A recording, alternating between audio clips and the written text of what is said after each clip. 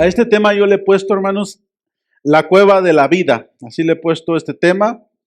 El domingo antepasado hablamos lo que es el valor, hermanos, de lo que es la vida, de cuidarnos, de saber que la vida tiene un valor infinito. A veces no es como que no vale nada la vida vale mucho, tanto que te puedo decir que no hubo nada en este mundo que pagase por tu vida, ni yo puedo decir, yo pagué por mi vida, yo no puedo decir eso. No hay nada que se pudo hacer para pagar por tu vida, para pagar por mi vida. Es un valor que simplemente Dios nos lo regaló, nos presta ese tiempo de vida aquí en la tierra. No sabemos si vamos a vivir 100 años, 20 años, 40 años, 60 años, pero el tiempo que Dios nos preste vivir en esta vida, quiero que sepas de que tú vales mucho, de que tú eres un propósito de Dios aquí en la tierra. Nadie estamos aquí por un accidente o por cualquier otra cosa que diga la gente, que la explosión, que no sé qué, que la evolución, que hubo una chispa y que esto, que lo otro. Siempre cuando escucho esas bobadas, hermanos, digo, ¿quién será tan menso para escuchar eso? Y me choca que todavía se sigue enseñando eso en las universidades y todo eso. Y digo, bueno, si fue así, ¿quién provocó esa chispa? Si la ley nos enseña de que de la nada no produce nada, o sea, no puede haber nada, entonces, y siempre nos enseña la ley que viene de lo de más, se viene haciendo menos, de lo mejor se viene deteriorando, nunca es al revés, de lo menos se va haciendo más, no es así, o sea, siempre es de lo joven te vas a envejecer, por muy joven que te veas ahorita, créeme que como te ves me vi y como me veo te verás, ¿ver? Si te cuidas bien. Bueno, esto, hermano, de la cueva de la vida hay yo encontré dos razones, pueden haber más, pero encontré dos razones por qué uno termina en esa cueva de la vida, hermanos. Número uno, termina uno, vamos a ver primeramente el ejemplo titular de nuestro padre Abraham. Porque hay errores que cometieron nuestros abuelitos y nosotros los seguimos cometiendo. Es algo inevitable. Adán fue el primero, hermanos, que cometió este error de encerrarse en una cueva. Y la primera razón por la cual nos encerramos en una cueva es por miedo o por temor. ¿Sí? Ahí si usted anota, póngale ahí, ¿ok? Es la primera razón por la cual nos encerramos en una cueva de la vida. Y una cueva puede servir para dos cosas. Puede servir tanto para protegerte de lo malo, pero también te priva de lo bueno. Nunca lo podemos tener todo en la vida. Siempre hay algo que vas a perder. Siempre en la vida no es que voy a ganar, hermanos. Y en la vida yo la he aprendido a mi edad que tengo, yo he aprendido a saber que en la vida no es cuánto gano, sino en la vida es qué pierdo. Porque siempre al estar, por ejemplo, aquí en la iglesia, de algo me estoy perdiendo. ¿Estamos de aquí? Y si estuviera afuera, de algo me estaría perdiendo. No podemos estar en todos los lugares a la misma vez, ni podemos tenerlo todo por mucho dinero que tengas, por muchas influencias que tengas. Nunca lo podemos tener todo. Entonces ¿qué estás dispuesto a perder? ¿Qué es más importante de qué? Por lo que estás aquí, yo te puedo decir que la iglesia fue lo más importante hoy a la 1 de la tarde, para ti hoy en día. Siempre. Porque hay cosas que uno va poniendo y uno lo va poniendo en orden. Siempre lo he dicho, las cosas, prioridades en la vida es 3 prioridades en la vida que tenemos que tener, hermanos. Primeramente es Dios. Antes que tu esposa, antes que tu esposito, por más gordito que lo ames y lo aprecies y todo, y que le digas contigo hasta el fin del mundo, te quiero decir algo. A rato cae un trueno o a rato sale una, tal vez 90, 60, revienta y te lo roba. ¿Y qué pasó? ¿Y era tu primer lugar? Dale gracias a Dios porque te quitó un alacrán de encima, ¿no? Pero no tiene que ser eso nuestro primer lugar. Por eso es Dios, porque créeme que a Dios nadie lo hizo, dice, y nadie te lo va a poder robar. Nadie te lo va a robar. Por eso es nuestro primer lugar. Después, hermanos, viene la familia, ¿correcto? La familia, por por eso nos esforzamos y todo eso. En la familia entra todo lo que es los hijos, la esposa, el esposo, todo lo que quieras, sí, padres. Pero de ahí, después de eso, viene lo que es todos los compromisos de la iglesia y todo eso que tenemos. Note que Dios no tiene nada que ver con la iglesia, ¿sí me entiende? Porque hay personas que nos metemos tantos en la iglesia, hermano, que a veces pensamos que la iglesia es Dios y se nos olvida de que tenemos una relación con Dios, no con la iglesia. A veces nos pasa como la señora que estaba limpiando. ¿Se acuerdan la historia que una vez les platiqué el chiste? Que estaba limpiando y agarra la basura y la tira en el púlpito, abajo del púlpito, y escucha la voz y dice, yo vi. Y ella voltea a ver y ¿qué dice? ¿Quién eres? Dice, soy Dios. Ay, dice, yo pensé que era el pastor, dice, y ya. Porque hacemos tanto el compromiso a veces con la gente, con la iglesia, que se nos olvida que tenemos un compromiso delante de Dios, hermanos. Yo tengo un compromiso delante de Dios, esté predicando aquí en la iglesia. Esta es la iglesia, que es la casa de Dios donde nos reunimos todos. Es como cuando nos vamos de la casa de nuestros padres y cuando llegamos a la casa ahí nos reunimos todos. ¿Sí? Entonces, tenemos un compromiso. Y cuarto, el trabajo. Así que si has puesto el trabajo en primer lugar antes que Dios, antes que la familia, antes que la iglesia, tienes un grave problema. Tal vez tú dices, no lo tengo, lo vas a tener. No te preocupes, lo vas a tener. ¿Por qué? Porque es un orden que Dios dejó establecido y Dios nos hizo, hermanos. Entonces, Adán, fíjese aquí en el capítulo 3 de Génesis, por favor. El verso 8, vamos a leer hasta el 10. Dice así, aquí la palabra de Dios, el verso 8 del capítulo 3 de Génesis. Y oyeron la voz de Jehová Dios que se paseaba en el huerto al aire del día, y el hombre y su mujer se escondieron de la presencia de Jehová Dios entre los árboles del huerto. Mas Jehová Dios llamó al hombre y le dijo, ¿dónde estás tú? Y él respondió, oí tu voz en el huerto y tuve, ¿qué? Miedo. ¿Por qué tuvo miedo? Porque estaba desnudo y me escondí, dice. Desnudo, esta palabra, hermanos, si usted la busca en el original hebreo, significa literalmente que ha sido descubierto, que estás a la intemperie, que no tienes algo que te cubra. Entonces, la primera vez que nos metemos en una cueva, hermanos, es cuando te cachan, por ejemplo, en una mentira, que te cachan tal vez, qué sé yo, en una infidelidad, que te cachan robando algo, que te cachan haciendo algo que supuestamente no es indebido o es indebido. Cualquiera de esas cosas nos obligan a meternos en una cueva. El problema no es meternos en una cueva, hermanos, sino el problema es quedarnos ahí. Ese es el verdadero problema. ¿Qué tanto tiempo prolongado nos vamos a quedar ahí?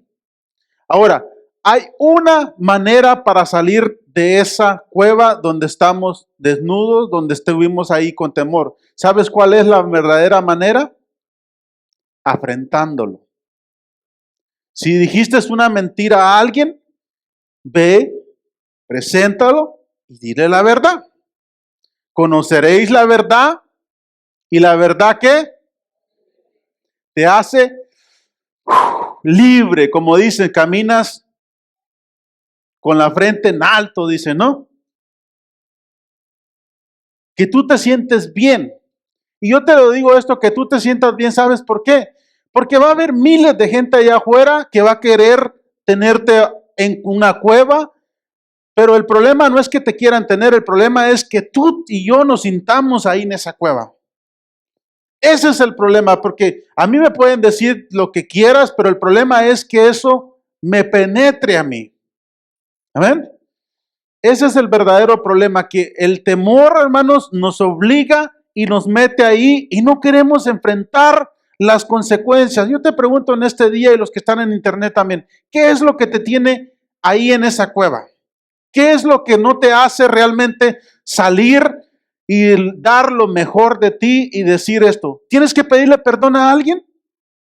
Dime, ¿qué es lo peor que te puede pasar? Si le tienes que pedir perdón a alguien, ¿sabes por qué tienes que pedirle perdón? Porque eres importante para esa persona. Si alguien no es importante para mí, ¿por qué yo le tengo que pedir perdón? ¿Me explico? Si Dios es importante para mí, entonces yo le tengo que pedir perdón a Él. Si mi mamá o mi papá es importante, o mi hermano, mi esposa, o esto, desde el momento cuando alguien viene y me pide a mí perdón por una falta o algo que cometió, créeme que yo estoy dispuesto a escucharlo porque eso significa que yo soy importante para esa persona y necesita el perdón de mí. Y yo sería un menso, un estúpido para no perdonarlo, sabiendo que la palabra de Dios me dice que si yo no perdono, tampoco Dios me va a perdonar mis pecados. Amén.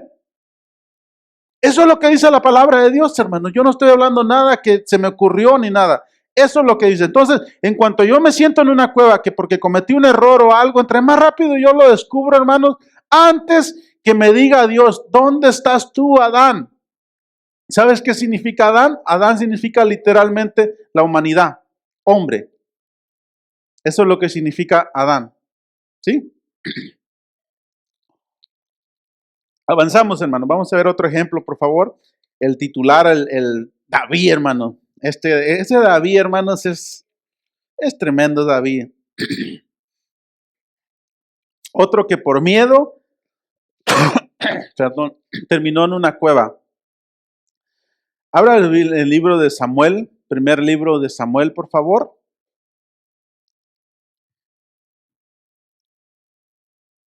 Capítulo 22. Y vamos a leer hasta el verso 5, del 1 al 5. Primer libro de Samuel, del 1 al 5. Puede usar su teléfono para la Biblia, jóvenes, hermanos, no hay problemas, pero siempre y cuando es para la Biblia. No lo use para texto, por favor. Yo creo que si usted vino a la casa de Dios, y se lo agradezco, aprecio su tiempo, no deje que nada ni nadie le quite este tiempo, hermanos. Yo sé que a veces tal vez los aburro, tal vez se quiere dormir o lo que quiera, pero ¿sabe qué? La palabra de Dios dice que llega y dice y no regresa a mí vacía. ¿Sabes por qué dice que no regresa vacía? Porque aunque tú o yo, si estuviera yo escuchando la palabra, decido irme al mundo y hacer lo que yo quiera, un día cuando me llame Dios a su presencia, me va a decir Dios, ¿te acuerdas de tal palabra que habló aquel que aunque no sabía ni qué estaba diciendo, pero era mi palabra? ¿Tú la escuchaste? Yo la envié, va a decir. Y por consecuencia mi palabra no regresó vacía. Ya no pasamos por inocentes, porque cuando sabemos algo, ya no pasamos por inocentes. Lo he dicho muchas veces. Cuando tú vas a corregir a tu hijo, le vas a dar unos reglazos o con la vara, primeramente antes de corregirlo con la vara, le tuviste que haber enseñado lo que era malo, lo que a ti no te gusta que te haga o que te diga, ¿correcto? Y después puedes corregirlo. Si lo vuelve a hacer, porque él ya sabe, y algunos niños saben y hasta te ven, porque ya tú ya le dijiste que eso era malo, hasta te ves si lo estás viendo, y si están viendo, no lo hacen, porque ya saben que ya le dijiste, ¿correcto? Entonces ya no pasan por inocentes. Igual de la misma manera con Dios, hermanos, cuando Dios ya nos dice algo, dice, echa la ley y automáticamente echa la trampa. Pablo dice, yo no conocía el pecado hasta que fuera la ley. Si no hubiera ley, no hubiera pecado. Amén. Si no hubiera verdad, tampoco hubiera mentira. Tiene que a fuerza existir el mal para que exista el bien. Para todos aquellos que dicen, es que si Dios existiera, no existiera el bien, no existiera el mal. Ay, gente, no sé. Bueno, capítulo 22, verso 1, por favor, del primer libro de Samuel. Entonces, yendo luego David, de ahí huyó a la cueva de Abdulán, Y cuando sus hermanos, ponga atención aquí por favor, y toda la casa de su padre lo supieron, vinieron ahí a él. ¿Ok? ¿Me está siguiendo? ¿Sí? Y se juntaron con él todos los afligidos y todos los que estaban como endeudados y todos los que se hallaban en amargura de espíritu, y fue hecho jefe de ellos y tuvo consigo como 400 hombres. Wow. Pura joyas se juntaron ahí, como decimos en mi país, hermano. Pura pieza ahí, imagínense. ¿Qué harías tú? Imagínate estar en medio de todas estas personas. Te voy a decir algo. Dime con quién te juntas y te diré quién eres. Si tú tan solo conocieras 5 personas de las que yo me junto, tú puedes saber quién yo soy. Si yo conozco 5 personas de las que tú pasas mínimamente 1 hora por semana, yo puedo saber quién tú eres. ¿Ok? Las aves, dicen, vuelan con sus mismos plumajes, con aves de sus mismos plumajes. Los leones se juntan con los leones, ¿ok? Los pescados se juntan con los pescados, ¿sí? ¿Estamos aquí?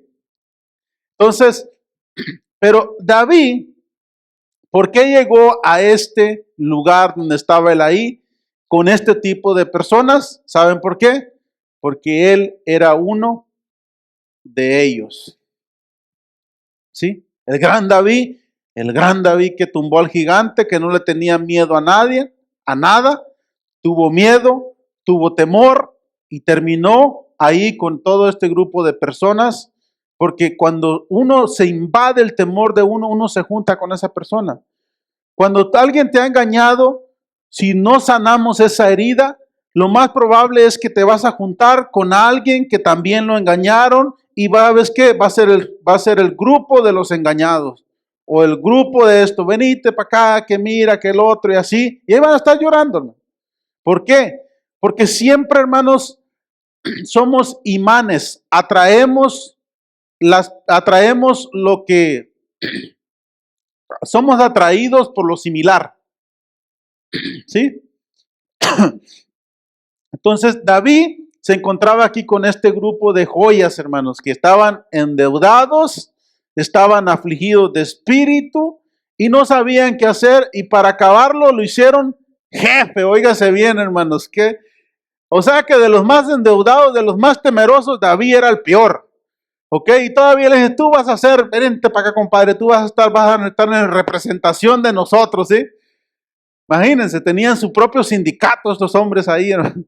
Pero ¿saben lo que me llamó la atención aquí, hermanos, de David y de sus familiares? Que dice que sus padres, en este caso sus padres, su madre y sus hermanos, ¿qué pasó?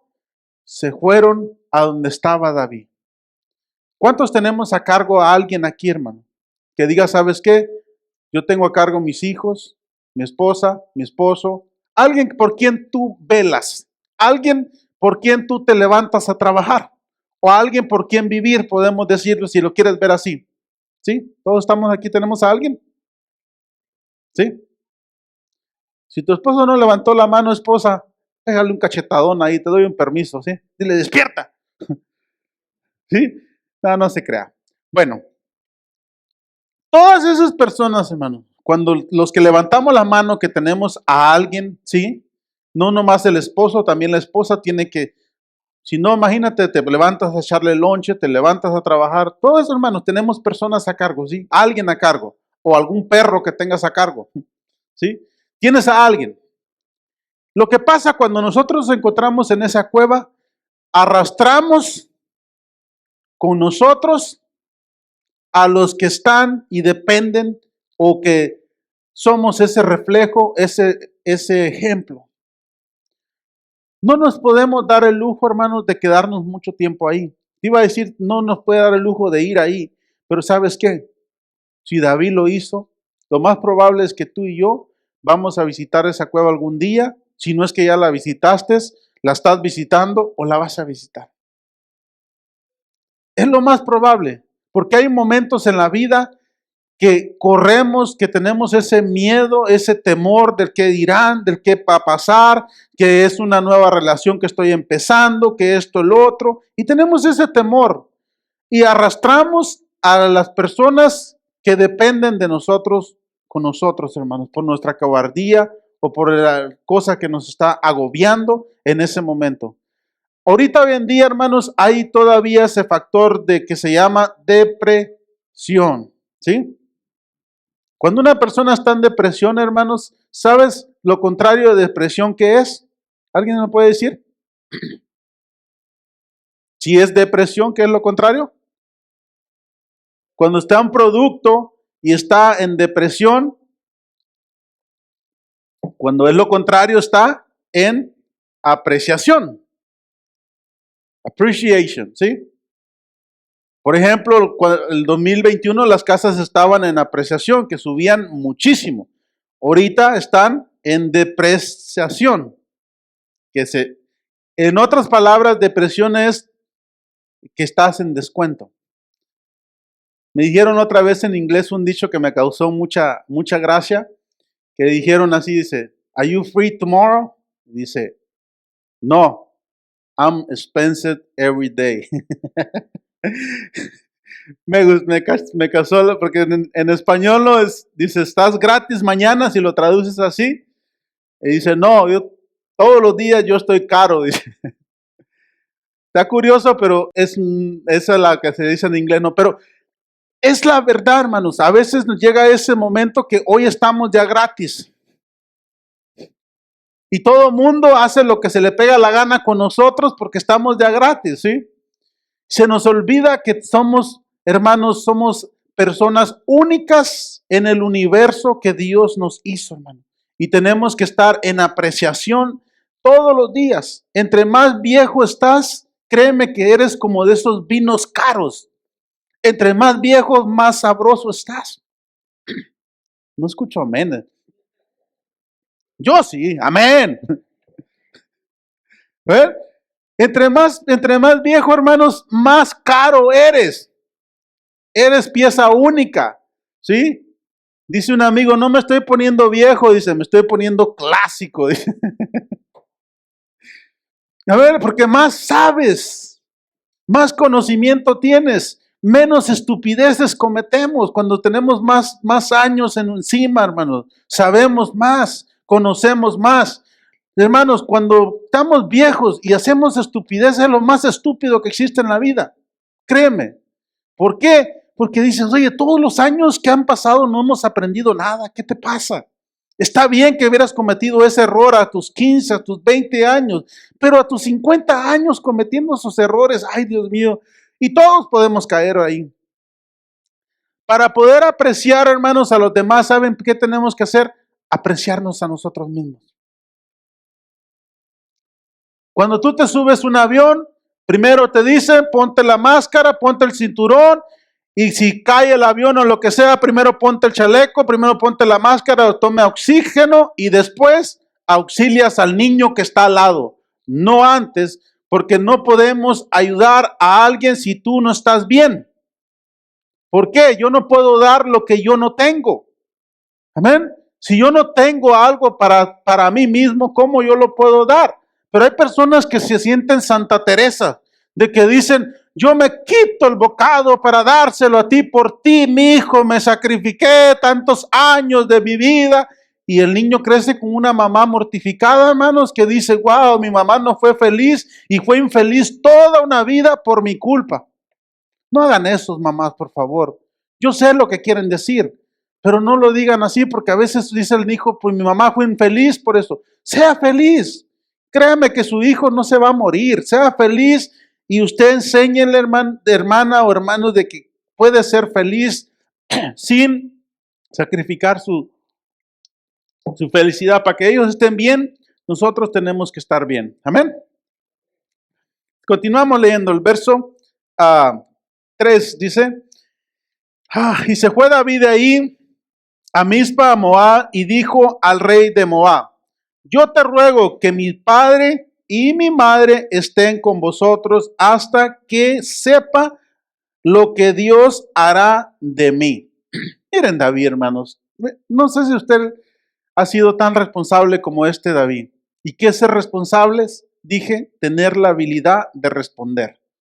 Eso es ser responsable. Si usted me dice, pastor, a usted le toca predicar el domingo, yo tengo que tener la habilidad de responder. El pastor no vino, pero yo puse a alguien que predicara. Pero, el pastor no vino y qué.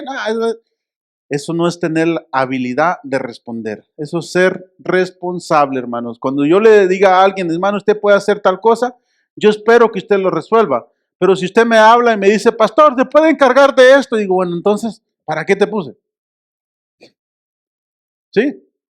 Así igual, cuando usted le diga a un hijo, mi hijo, haga esto así, y le dice, no, que esto, siempre, hermanos, si usted pone a alguien a hacer algo es porque usted sabe que esa persona puede hacerlo, ¿sí? A menos que nosotros no estemos bien de nuestra cabeza, pero si su patrón lo contrata a usted y lo deja delegado para hacer algo, es porque él sabe que usted lo puede hacer.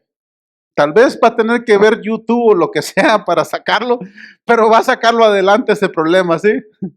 No le regrese el problema, por favor, a su patrón antes de intentarlo, antes de ver cómo hacerlo. ¿Por qué? Porque somos hijos de Dios, hermanos, y la palabra de Dios dice que todo lo que tocamos prosperará. David agarró la manera que salió David de esta cueva, ¿saben cómo fue? Agarrando la responsabilidad por los que se preocupaba él. Él se preocupaba por su familia, por sus padres, y dijo, no es posible que yo esté aquí tirado y me estoy llevando entre las patas a mi familia.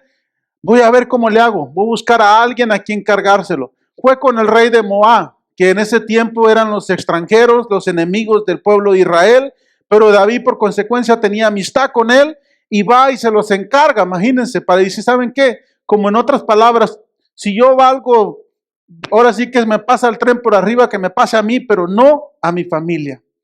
Eso es lo que hace un verdadero líder, hermano. De que dice, ¿saben qué? Aunque yo tenga que comerme las uñas, pero a mi familia yo le voy a poner esto, voy a dar esto. Hay muchas madres y muchos padres así, hermanos, que se sacrifican y hacen todo lo posible para que estén bien. David hizo lo mismo, fue a hablar con sus enemigos y los puso en tierra firme a sus padres. Verso 4, por favor. Los trajo pues a la presencia del rey de Moab y habitaron con él todo el tiempo que David estuvo en el lugar fuerte. En el lugar fuerte era la cueva, como dije, una protección, pero también te protege de lo malo, pero también te protege de lo bueno. Como las madres que no quieren mandar a sus hijos a las escuelas, porque las escuelas dicen hay pura perversión, pura maldad y tantas otras cosas que dicen, hermano. Y yo digo, bueno, está bien, dale tu homeschool entonces. Pero ¿sabes qué? Va a haber un tiempo que esa burbujita que le creaste a tu hija, a tu hijo, va a venir alguien y ¡pac!, te la va a ponchar. Y ¿sabes qué? Va a estar más difícil que esa persona aprenda a arañar, a subir, que se hubiera aprendido desde pequeñita.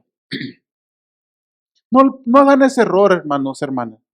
Enseñen a sus hijos, a sus hijas a defenderse desde pequeñitas, a saber qué es lo bueno, qué es lo malo. Pero si lo privamos de lo bueno, de lo malo, perdón, también le estás privando de lo bueno.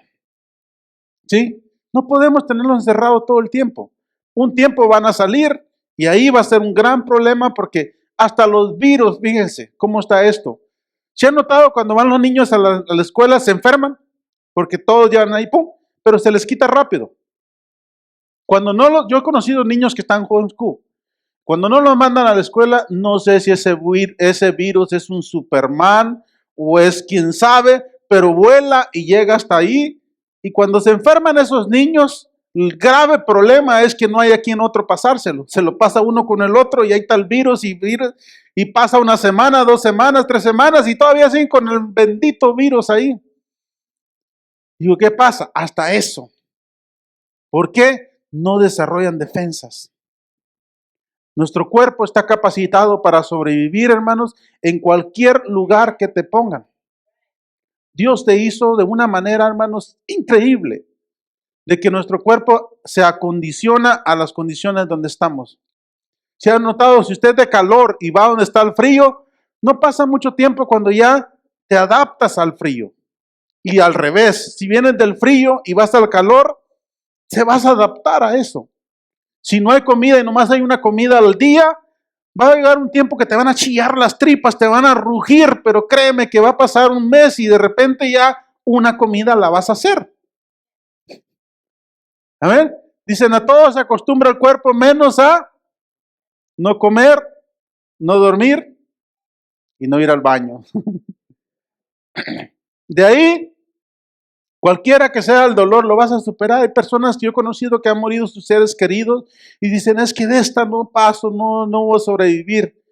Y ya pasan el año, el muerto bajo tierra y la viuda haciendo ya fiesta y todo eso. Y digo, bueno, que no iba a superarlo, hombre. Necesitaba un ayudo refuerzo, ¿no? Para superarlo. Bueno, continuamos, hermano. Verso 15. Pero el profeta Gad dijo a David, no te estés en este lugar fuerte, anda, vete a tierra de Judá. Y David se fue y vino al bosque de Are. Esa fue la solución para David. Para salir de ahí, Dios le tuvo que hablar. Amén. Dios le tuvo que hablar, hermanos, para salir de ese lugar. Mandarle un profeta, le dice, no estés ahí, salte de ahí. ¿Y saben quiénes fueron esos endeudados, pobres de espíritu y de esos malos vivientes, como dicen, los que estaban ahí? Fueron los mejores, los valientes de David. Alguien, hermanos, que dice la palabra de Dios que mataba a 5,000, a 10,000 personas, una sola persona. Cuenta la palabra de Dios, hermanos, de uno de estos valientes que dice que la espada se le quedó pegada en la mano de tanto matar personas. No sé cuántos han experimentado algo así. Yo lo he experimentado, no de matar personas, pero de cuando haces algo. A mí me ha pasado mucho con los shipping hammers, ¿sí? Me ha pasado que le das todo el día, terminó la hora de lonches, todos están comiendo y yo estoy todavía así. No puedo, tengo que soltar dedo por dedo así. ¿A cuánto les ha pasado? Y te puede pasar con cualquier cosa que estás bien enfocado, dándole todo el día. Cuando estás así, cuando llega ese momento, entiendo cuando dice la palabra de Dios, porque antes yo no decía, ¿cómo que se le quedó pegado? Se te queda, porque estaba tan enfocado que ahí está esto, el otro, y se te quedó pegada.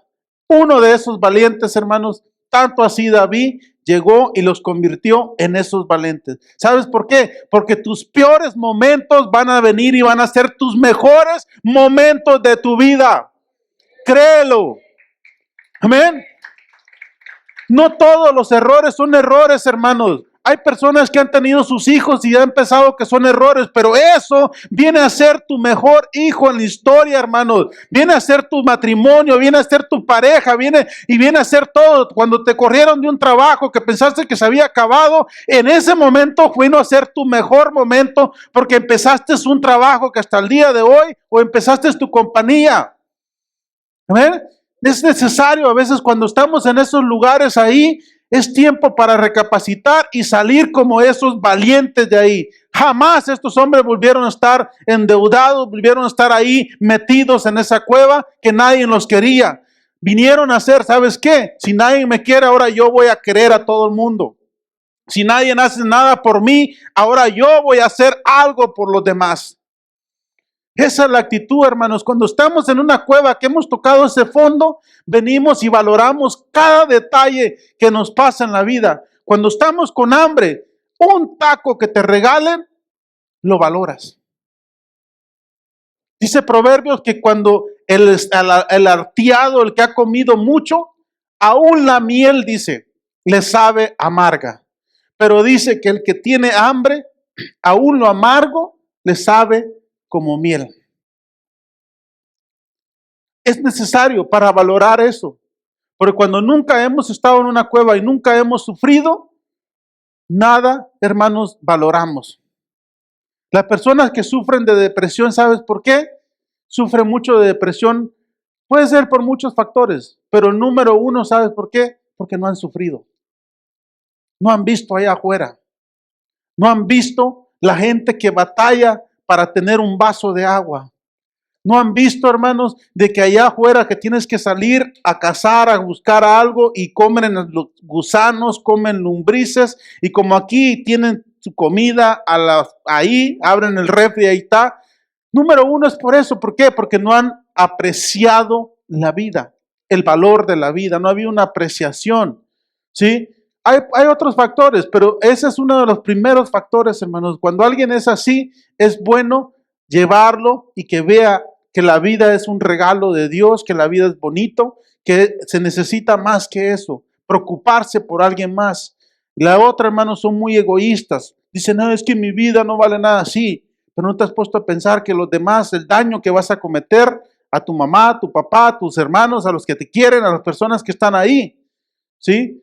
Son personas egoístas que no piensan en alguien más, hermanos. Siempre es bueno pensar en todos los que están afuera. Ahora vamos a ver, hermano, otro ejemplo. En Elías, por favor. El primer libro de Reyes, ahí adelantito, 19, el 8,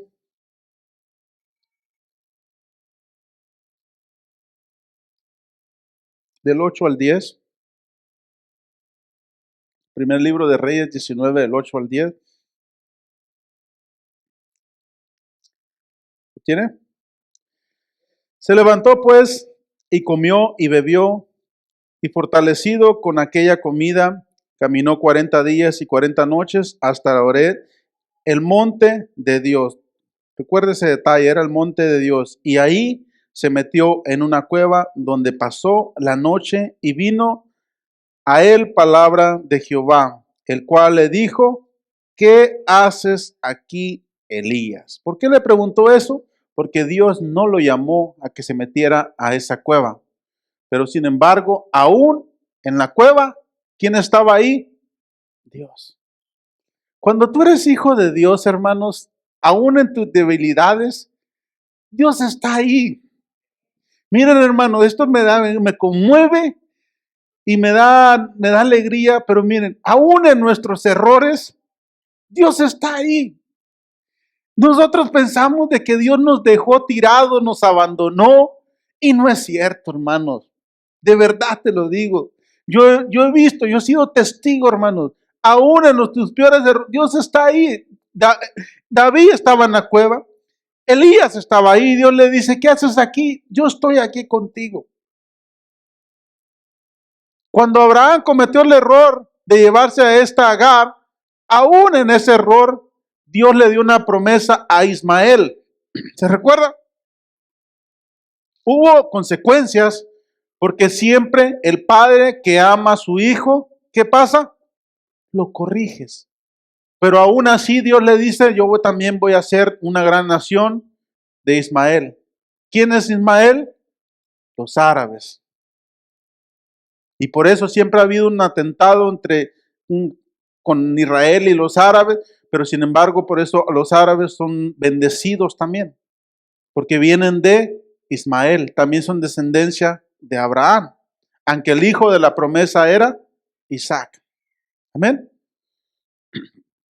Si usted no sabe dónde está en Génesis, del Génesis 12 en adelante lo puedes estudiar, ahí está la historia, toda la historia.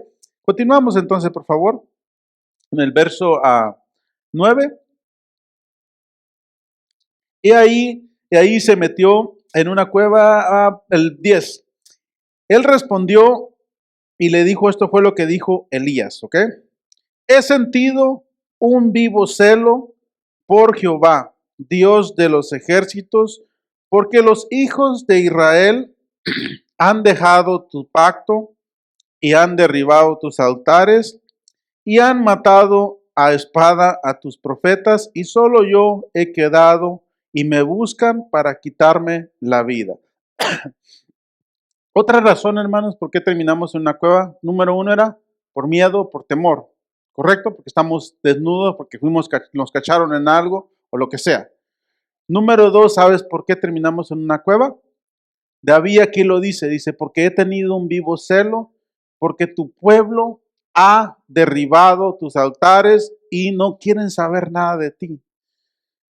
Esto, hermanos, literalmente es cuando tú y yo trabajamos por alguien o por algo, salud. Y esa persona, por quien tanto nos sacrificamos, por quien tanto nos esforzamos, no le importa lo que haces. No sé a ti, a mí me ha pasado, hermanos, a veces. Aún en la iglesia se lo confieso aquí, hermanos, y esto no es una quejabanza, esto es cierto. Se lo digo, yo, hermanos, y mi esposa tenemos a veces que levantarnos temprano, a veces un día antes, planchar la ropa, mi esposa que tenemos un bebito, los que tienen bebito aquí yo los admiro, porque saben que es un esfuerzo doble, y los que tienen gemelos no es peor todavía, o sea, imagínense.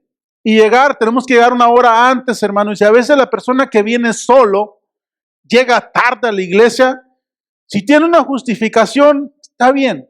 Si no, digo, oye, o sea, y amas a Dios, te llamas cristiano, esto no es para los nuevos, esto es para los que ya tienen, ya perdieron los dientes, ¿no? En el evangelio, que ya son abuelitos, que ya tienen 30 años, 40 años, 10 años en el evangelio, y nos llamamos cristianos y dice, oye, ¿tienes una cita con Dios, sí o no? No la tienes conmigo, la tienes con Dios, ¿correcto? O que vivimos cerca, porque a esa sí me cuenta, amigo, que vivo cerca, ¿no? Y a veces llego tarde. Pero hay unos que vienen desde lejos, hermanos, y llegan temprano a la iglesia. Amén.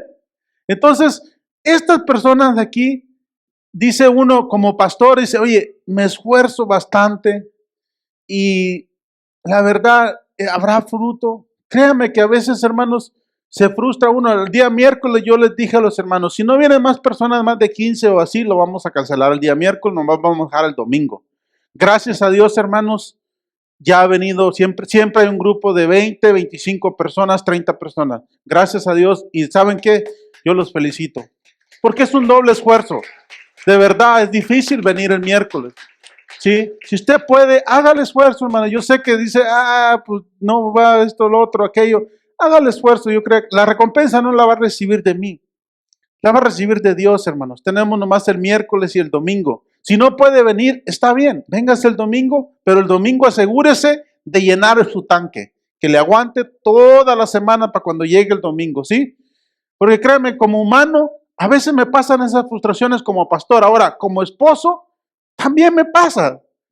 De que uno se esfuerza, trabajas todo el día, como ahora sí que como burro, como quieras, no como, no sé a qué, pero trabajas y dices, me esfuerzo, y para que al final el hijo deja el medio plato ahí tirado, o la esposa no, ni siquiera te da un beso, ni siquiera te dice, ya llegaste, amor, ni nada. No, te entras y no es como cuando estaba recién casado, ¿no? De que ni siquiera te querían dejar ir, no, que no te vayas, por favor, y te echaban te echaban el refri de lonche, ¿no? No, ya cuando pasan los años, si te fue bien, si te echaron un sanguchito y sin jamón. Y órale, y se va y hacen fiesta ahí, ¿no? Hermanas, no sean así, por favor, porque recién casado ahí, no te vayas, amorcito, mira que quédate aquí, pero ya después, ¿a qué hora te vas? También los hombres tenemos sentimientos, hermana. Cuídelo, ámelo, pero pasa eso, de que por eso a veces también terminamos en una cueva, porque por los que nos esforzamos, Elías dice, tu pueblo ya no quiere saber nada, me he esforzado. ¿Y quién era Elías, hermanos? Elías, para empezar, no habla de sus padres ni sus familiares, habla de hijo de quién era, pero no habla si estaban vivos en ese momento o no. Pero David era un gran hombre de Dios, hermano. Un hombre que bastaba orar y llovía. Es más, en una época se recuerdan que hicieron el altar ahí, pusieron el holocausto, mataron los animales y él oró, dice, y cayó fuego del cielo y consumió eso. Y aún dice que hasta las piedras, imagínense qué tipo de fuego era, hasta las piedras consumió ese fuego. Ese era Elías. Otra vez se le pusieron al brinco los Baales y todos sus profetas, 450 profetas, hermanos, que agarró y le dice, ¿saben qué? Fue de Elías y se sentó allá. Ese Elías era único. y le dije, hey, grítenle porque está dormido su Dios, despiértenlo.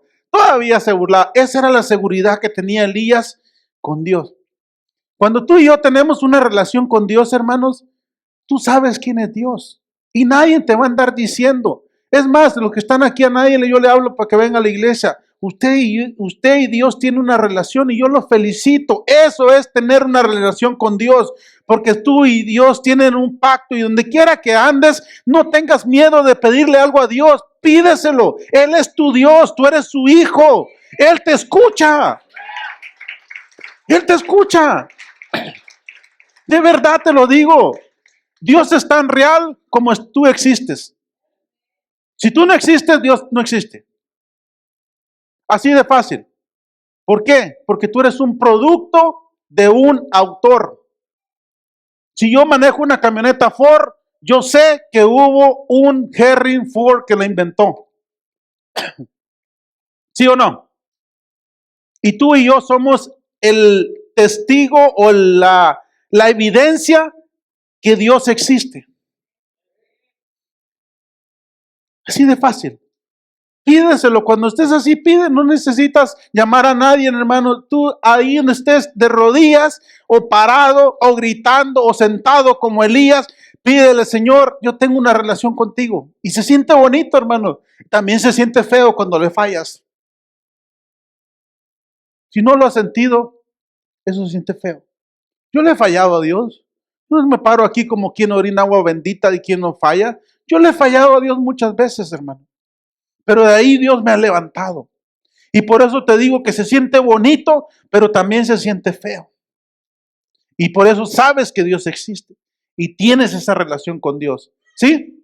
Entonces Elías se paraba y le dice, griten más fuerte, despiértenlo, porque no está, no escucha. Ese era Elías que agarró la espada y le quitó la cabeza a esos 450 baales. Y sin embargo, vino esto, lo deprimió tanto que miró que su pueblo, después, aunque él mostró evidencias que Dios existía, su pueblo se fue a adorar a los Baales, se fue a hacer lo que quisieron hacer, se derribaron los altares de Dios y otra vez se fueron a hacer lo que querían ellos hacer. Llegó ese momento que a Elías, hermanos, lo fatigó y lo mandó a esa cueva. Porque hay momentos, hermanos, que por muy valientes que seamos, hay cosas que nos pegan. David le pasó esto. Que pasó esto y dice, ¿sabes qué? Él era un valiente que ni aún un gigante lo humilló siendo un muchacho, pero aún esto, ahora Elías, hermanos, igual cuando vio esto, cuando nos esforzamos por alguien, por algo, y esa persona no valora, miren, yo te digo esto, si tú haces algo por alguien y esa persona no valora, yo te digo esto, ten paciencia, sigue orando por tus hijos, sigue orando por tu esposo, sigue orando por tu esposa, sigue, no te rindas. Yo sé que a veces tienes tan ganas de tirar la toalla y meterte ahí a esa cueva, pero ¿sabes qué? Elías después de esto, ¿sabes qué pasó Elías después de esto, hermanos? Y con esto termino. Elías fue a ungir nada más y nada menos que a Eliseo. Y estaba a punto él ya de terminar, porque siempre cuando pasa lo peor es cuando ya viene lo mejor. Después de la tormenta viene la calma. Después de lo más oscuro viene lo claro. Cuando pensamos que ya no damos más, yo te digo, da la mía extra. Esfuérzate. Tú puedes. ¿Sí? Esfuérzate. Vamos a ver, hermanos, Filipenses, por favor, capítulo 4. No lo traía, pero ahorita se me vino a la mente y voy a terminar con eso ya, de veras se lo digo. No.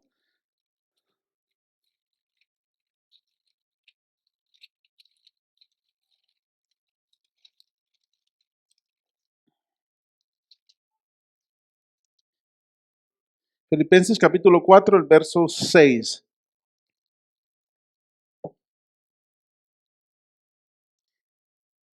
Dice así, fíjense, Pablo lo que dice,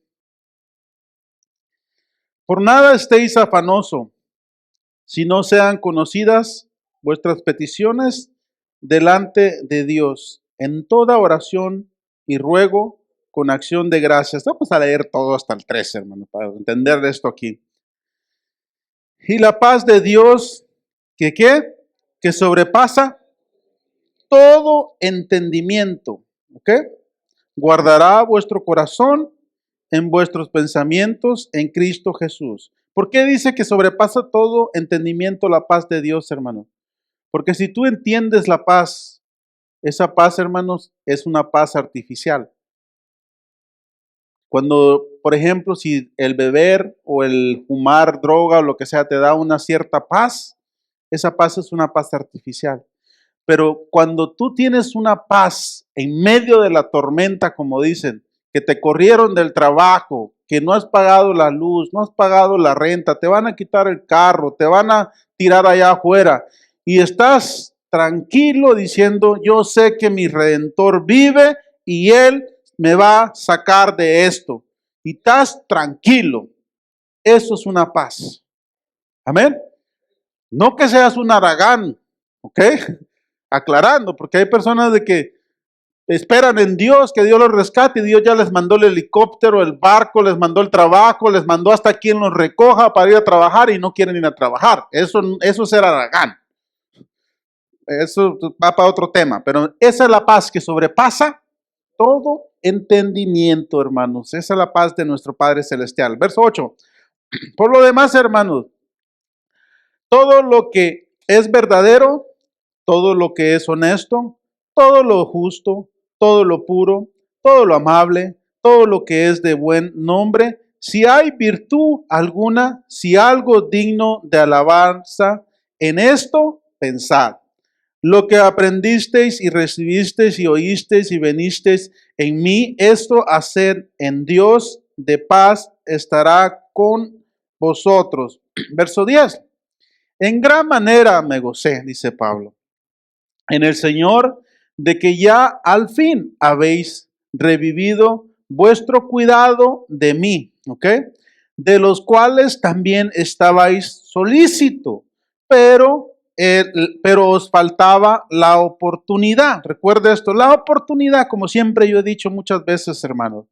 No os digo porque tenga escasez, pues he aprendido a contentarme cualquiera que sea mi situación, ¿ok? ¿Por qué quiero leer todo esto, hermano? Porque leímos todos sabemos el verso 13 y se nos olvida el contexto. ¿Por qué Pablo estaba diciendo esto? ¿Sabe por qué Pablo estaba diciendo esto, hermano? Pablo era un apóstol, un siervo del Señor, que en este tiempo él había aprendido a trabajar con sus manos, hacía hamacas y no le pedía cobija al frío, ni hambre, ni nada, ni hambre, ni carne al hambre, hermano. Había aprendido a rascarse con sus propias uñas, ¿ok? Ese era Pablo. Y ese modelo, hermanos, yo lo adopté para mi vida. Si usted no da ofrenda y no diezma, no crea que yo me voy a quedar sin comer. Dios me ha bendecido a mí, me seguirá bendiciendo y pondrá a alguien más que dé el doble que usted si usted no lo quiere hacer. ¿Sí? Yo no vivo de eso. Pablo era este ministro, hermano. Y muchos ministros no hablan de este tema porque no tienen la autoridad para hacerlo.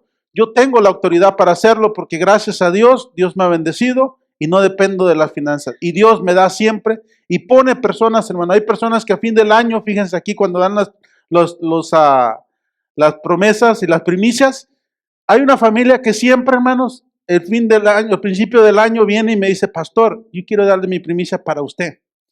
Una familia. Y yo le aprecio mucho eso, digo, gracias. Dios te bendiga y te dé siempre. Y hasta ahorita la he visto siempre a esa familia que siempre tiene. Ahora, yo lo necesito, no, hermano, pero ¿saben qué? Aprecio eso. Amén, es la acción de que se preocupan. Y digo, ¿sabe qué? Mire, ahí está. Pablo estaba ahí. ¿Por qué agarré este ejemplo ahorita al final? Porque Pablo, hermanos, estuvo a punto de meterse a esa cueva. Pablo, como Elías, estuvo a punto que miró que lo que hacía nadie lo apreciaba. Pero Pablo no lo hizo. Mire, continuamos leyendo, por favor. ¿Ok?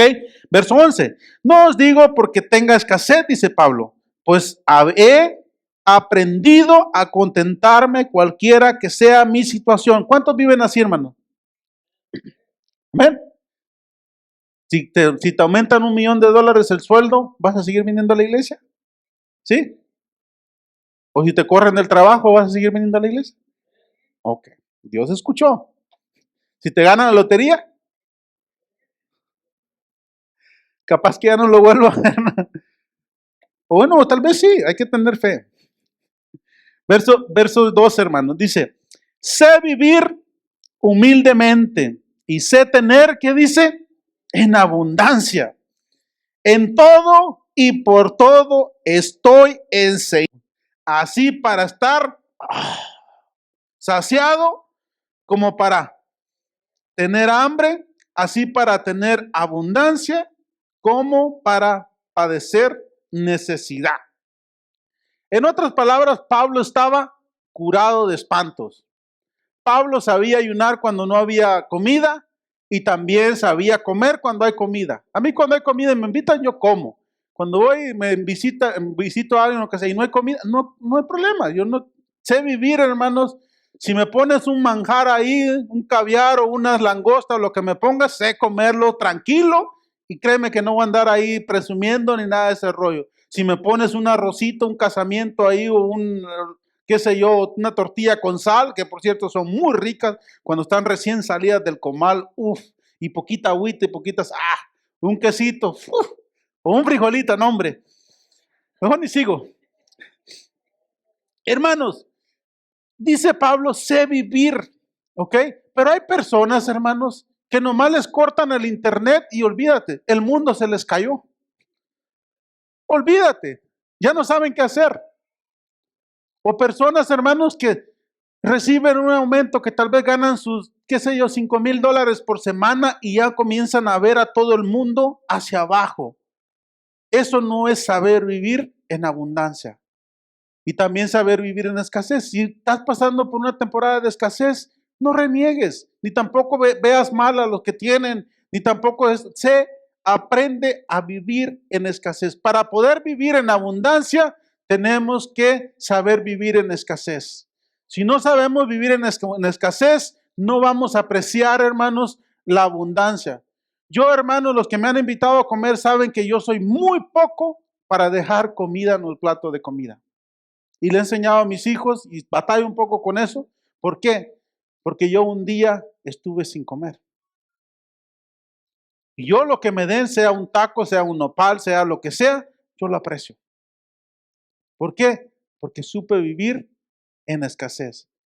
Cuando tú sabes vivir en escasez, sales de ahí y sales. Porque cuando la persona me dice, yo estoy acostumbrado a vivir en escasez y sé vivir en escasez, y yo le digo, no, todavía no sabes vivir en escasez porque todavía estás ahí. Se va a notar que sabes vivir en escasez cuando salgas de ahí. Todavía no has aprendido. Por eso estás ahí tomando la lección todavía. Aplícaselo, hermano, porque a veces nuestros familiares llegan con cara de víctima y dicen, es que yo aquí sufriendo toda la vida y sé vivir en escasez. Digan, no has aprendido. Porque si todavía hubieras aprendido, ya hubieras pasado el examen, ya hubieras pasado la tarea, la misión. Por eso estás ahí, porque no la has pasado. Amén. Igual los que tienen en abundancia y no saben vivirla en abundancia, lo más probable, ¿sabes qué? Vas a terminar otra vez abajo. Porque no aprendimos. Amén.